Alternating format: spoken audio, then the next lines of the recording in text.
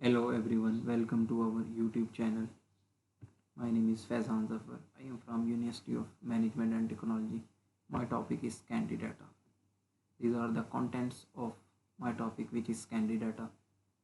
First, my introduction, purpose and sources, characteristics, how to analyze Candidata, importance, factor to be considered, sources, advantages, and lastly disadvantages. What is Candidata? This is the definition of Scandi data. Scandi data means data are already available. They refer to data which have already been collected and analyzed someone. Scandi data हमारा वो data होता है जो हमारे पास already available हो, जिस पे already research हुई हो. फॉर एग्जांपल, हमने डाटा कलेक्ट करना है क्रिकेट प्लेयर्स की हाइट, यानी जो क्रिकेट प्लेयर्स हैं उनकी हाइट क्या है. वो डाटा हम इंडिविजुअली डाटा नहीं इकट्ठा करेंगे, वो हमारे पास ऑलरेडी अवेलेबल है इंटरनेट पर, तो वो हम लोग डाटा उधर से ले लेंगे. उस पर ऑलरेडी इंफॉर्मे रिसर्च हुई हुई है.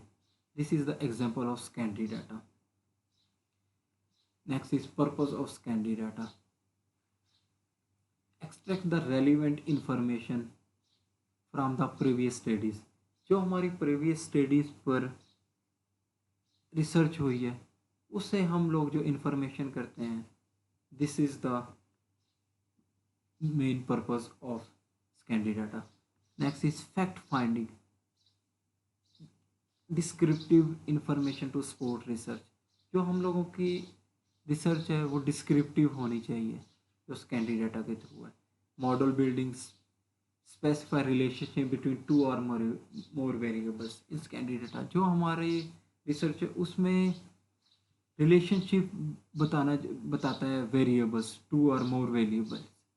Data mining, exploring data through computer using, यानी हम लोग जो डेटा, फॉर एग्जांपल एक हमने ऑर्गेनाइजेशन में रिसर्च करनी है, ट्रेंड एनालिसिस करना है, उसमें एक सेल्स, कस्टमर और प्रोडक्ट्स का, तो वो भी हमारे पास स्कैंडी डाटा होगा. Next is sources of Scandi data. There are two sources of Scandi data, quantitative and qualitative. Quantitative is the source which in numeric. This is called quantitative, just like a crime rate, death rate, birth rate, and exam result. Next, qualitative. Qualitative is the data which is emotional, just like emotions, personal diaries, letters, emails, and photographers, novels, newspapers, articles. Next is some characteristics of Scandi data. Scandi data are published data, not a original data for the research on the hand. They give latest information. Secondary data जो हम लोगों का data होता है वो internet पर available होता है, वो न्यूज़पेपर्स पर भी अवेलेबल होता है, जिससे हम लोगों को लेटेस्ट इन्फॉर्मेशन मिलती है. They can be easily collect from various internal and external sources. ये हमारा डाटा है जो इजीली हम कलेक्ट कर सकते हैं, जस्ट लाइक इंटरनल रिसोर्सेज. जो हमारी ऑर्गेनाइजेशन है जो उसके इंटरनल सोर्सेज हैं.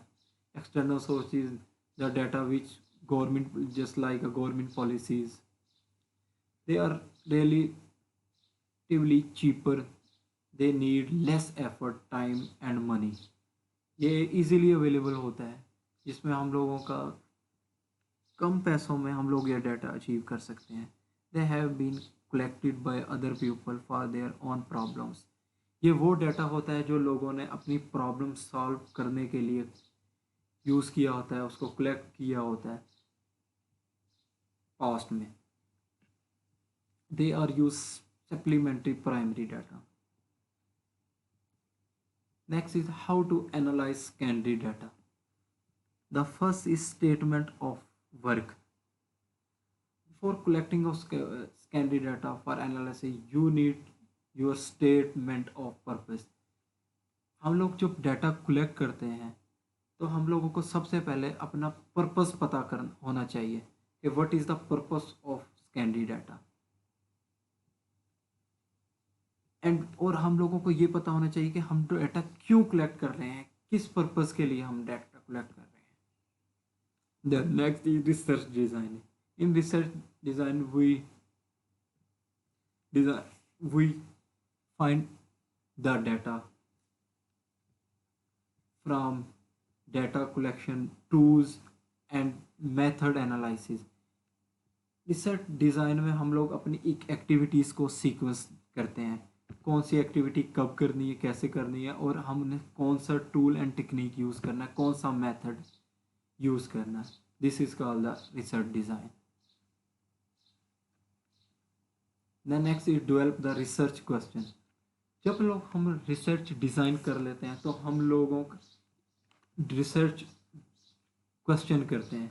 जस्ट लाइक हम लोगों ने एक रिसर्च करना है फिश की फीड पर, उस पर हम लोग जब रिसर्च क्वेश्चन हम अपना करते हैं तो जस्ट लाइक जब रिसर्च करते हैं उसके बाद हम एबल होते हैं रिसर्च क्वेश्चन के लिए।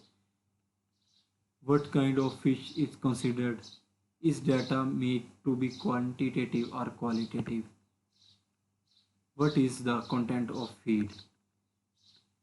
The next is identify the secondary data. जब हम लोग रिसर्च क्वेश्चन कर लेते हैं तो हम लोग इस काबिल हो जाते हैं कि अपना डाटा आइडेंटिफाई करते हैं कि हम लोगों का डाटा हमारी रिसर्च रिलेटिव प्रॉब्लम है उसको आइडेंटिफाई कर रहा है, कि हम लोग अपनी डाटा जो हम लोगों ने प्रॉब्लम अचीव करना है रिसर्च के थ्रू वो हमारा अचीव हो रहा है।